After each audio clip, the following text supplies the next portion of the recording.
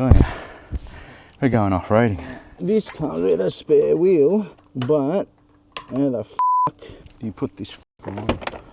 I need to get that first one. Now this is a technical way of doing it, I think. But it's not working. So what do I need to do? I don't fucking know. All right, is that straight? Close enough. Sick.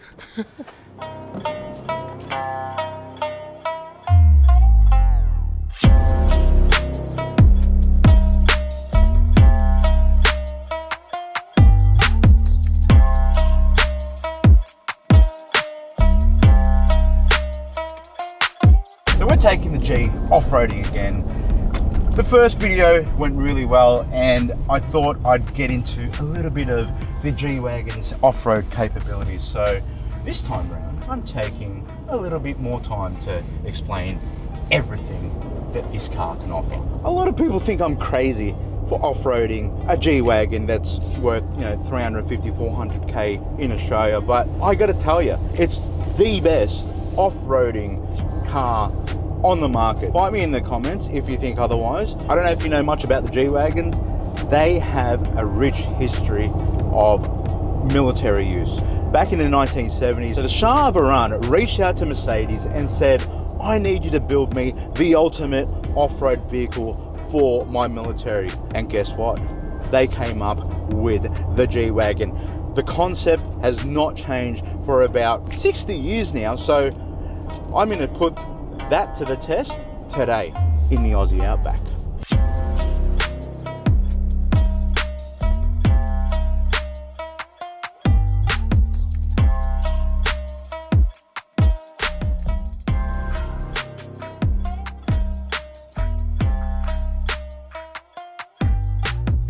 Challenge number one, see if I can land the drone on the bonnet. Oh. 10 points if you get it in the middle. Landing. Oh! Hey! Look at that! Right in the middle. Perfection.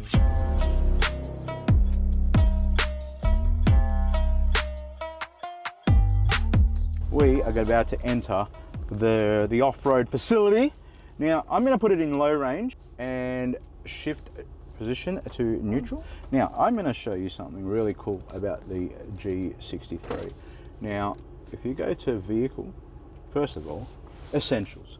When you go off-roading, you've got to put a classic massage on. We've also got the dynamic seat, so it will hug you when you're going up and down and left and right and whatnot. What's really cool about this is if you go to dynamic select, instead of going to engine data, you go to vehicle data. This shows you, we're currently on a 3-degree angle, up on an incline of about 11%. From what I've been told, you cannot go further than 35% or else you might tip.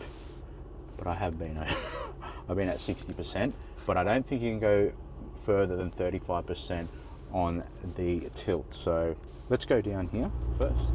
And I'm going to show you how easy this thing is. So the cool thing too, right? So the cameras go on, so I know that there's nothing there. I've always shit myself when I do this, but there you go. That was simple. Now, when you look back, it's actually not too bad, that one. You see these big ruts over here? We'll be going through those. What do you think, Mr. Cameraman? Oh boy. Oh boy, indeed.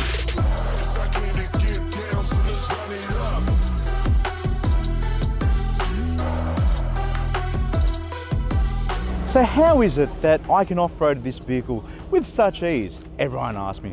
Because Mercedes has come up with an amazing suspension setup for the 463. Now, they've shifted away from the solid front-end axle setup to a double wishbone setup. They've retained the solid rear axle, but now I can not only off-road this car with ease, but I can also take this around corners at speed.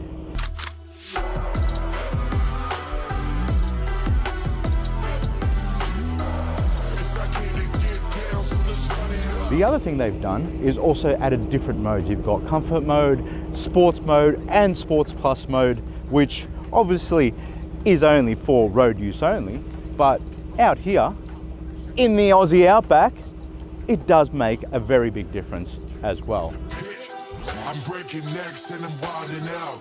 Reckless. They've also added a few cool things as well, such as a hydraulic stabilizer bar.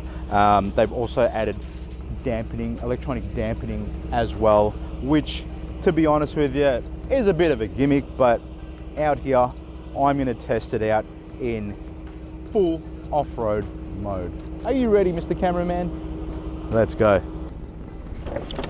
Oh, whoa.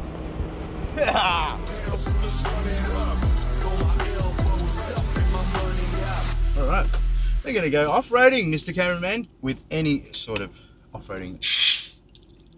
Great. We're gonna start it off really nice and easy. We're not even gonna need to use the Mercedes, the diff locks, but as you can see, we are in an incline, a decline of about 27%. We're only at 8% on a tilt as well. So let me put it into low range. To do that, you've got to put it into neutral first, turn the low range on, and then we can slowly creep through this area here. Now in low range, you obviously cannot go at high speeds, so when we're not doing that here, it looks really nice and easy in this area here. I'm getting a phone call. They can wait because right about here is where it gets really, really tricky. The 4MATIC system in this car is quite smart, but you also have got the cameras that you can use to see what's in front of you, what's underneath you, all that kind of thing as well.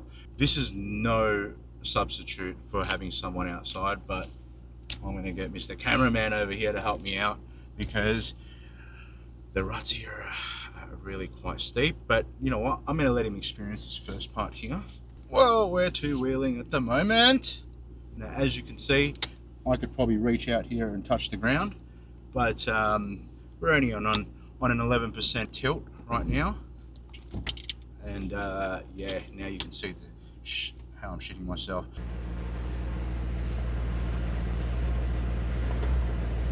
Whoa.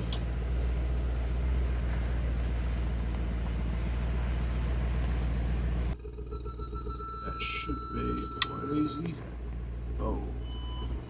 Alright. Now, as you can see, there was a breeze. No diff locks used. Still quite terrifying, to be honest, for a novice like myself. We are going to, that is a breeze. I think that should be good. I don't know, I'm not getting issues here. How is it? Whoa, whoa, whoa, whoa. Whoa! Oh, Okay. shit. Stop.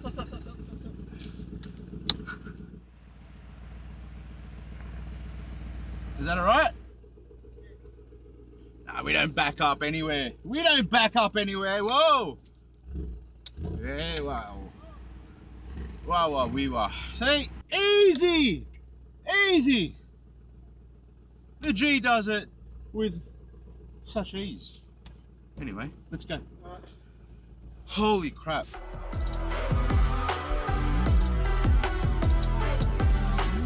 Mud over there, which is always fun.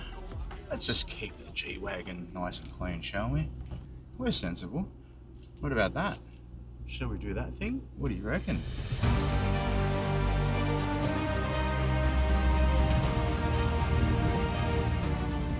That looks horrifying. This is where I will put the diff locks on. I'll put them all on. Here we go. Which way? I have no idea. Now, it's a very delicate procedure here. I'm relying on my cameraman to give me a guide.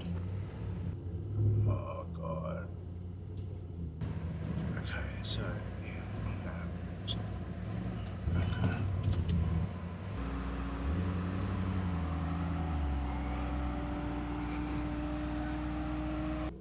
Am I good? Do I go left, right? guess he doesn't know.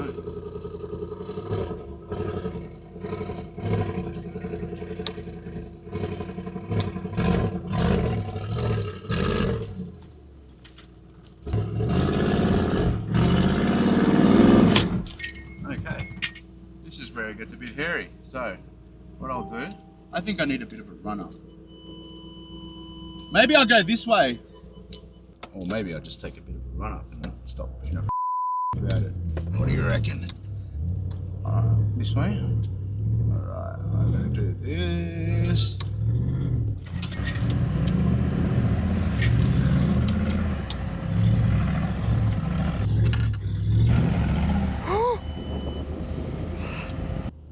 Maybe that wasn't the best way to go.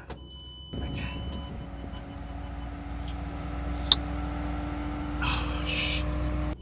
Okay. Alright. Yeah. Let me think. What's the best move here? I need traction, so I probably need to go that way.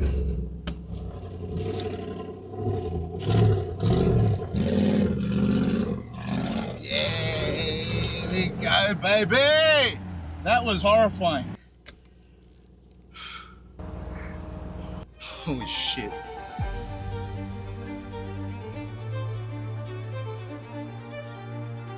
So, how did it manage that with just a suspension? No, it wasn't just a suspension. It was also the PAW Motorsport Stage 2. Now, what that is on this particular car is a full set of downpipes all the way to the back where we've got the amazing Quicksilver exhaust system. That's why it also sounds the way it does. But this car now makes 800 horsepower at the engine, which is a massive upgrade from its 420 kilowatts in stock form. We've also got the PTG cold air intakes, which is a set of carbon intakes on this car as well. But that's not where it ends. When we tune any of these G63s, we like to also give it a little bit more torque, a little bit more power, and we do that with a CPC module. Now, it's a blank CPC module from Mercedes, and with that we can achieve an extra 100 Newton meters of torque and roughly about another 60 to 70 kilowatts. In horsepower terms, you're talking about just under 100 horsepower gain.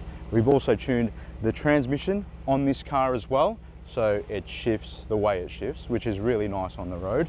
But overall, as an off-road vehicle, it's pretty fucking sick, isn't it? So aesthetically, I haven't really spoken much about it, but we've added the Urban Automotive body kit on this car. This is the soft kit, so I've retained the front bumper bar, but whoa, bit wobbly here. We've got the Urban front lip in carbon fiber, and we've also got the Urban Automotive bonnet as well, which I think looks incredible. It's not over the top. As you can see, we've also got the driving lights on the top, the big LEDs. You can't turn these on when you're driving on the road because it's so effing bright. And to give it that extra downforce, because this is what this 3.5 ton vehicle needs, we've got the spoiler as well at the back. It's just perfection. Also, we've got the carbon fiber mirrors just to give it a bit of weight saving, you know what I mean? What really sets this off, in my opinion, is the Urban / Vossen wheels. These are in the 22s. I've put the Nexon mud tyres on there, 33 by 12.5. It does everything with ease. And people ask me, are they really noisy tyres? No, they're not. And to be honest with you, they're really quite cost effective. One more thing I've also added is the genuine Mercedes bull bar. I love that thing, and I'll tell you why, because if you get in my way, this thing's going to push you out of the way. Now, let's get back into some off-roading. Let's go. All right, so we're going to go up that big hill right now. Okay, now concentrate. I've got everything moving. Left, right, center. Oh, that looks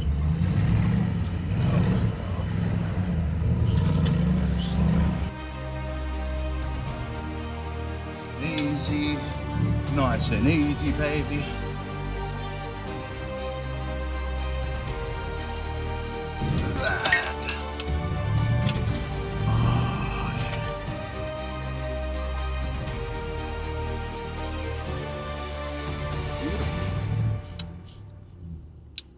was a breeze.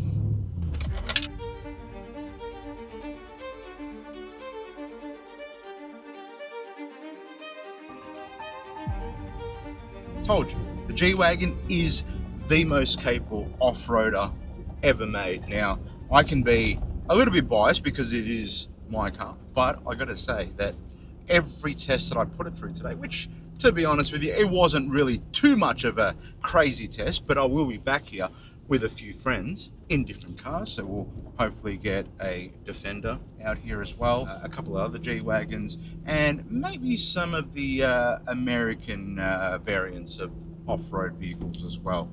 But overall, I've got to say that I'm going to give this car a 10 out of 10 for off-road capabilities. It does it in style, it does it in comfort, it does it with ease, and we're driving home in one piece.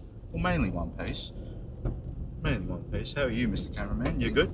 So, if you like this content, I would appreciate it if you don't mind, subscribe to the channel, hit the like button, hit the notifications button, all that kind of jazz. Share it with your friends, and I'll keep making videos like this, putting my life and my car on the line. And yeah, hopefully we do some more crazy shit in the next one. Stay tuned.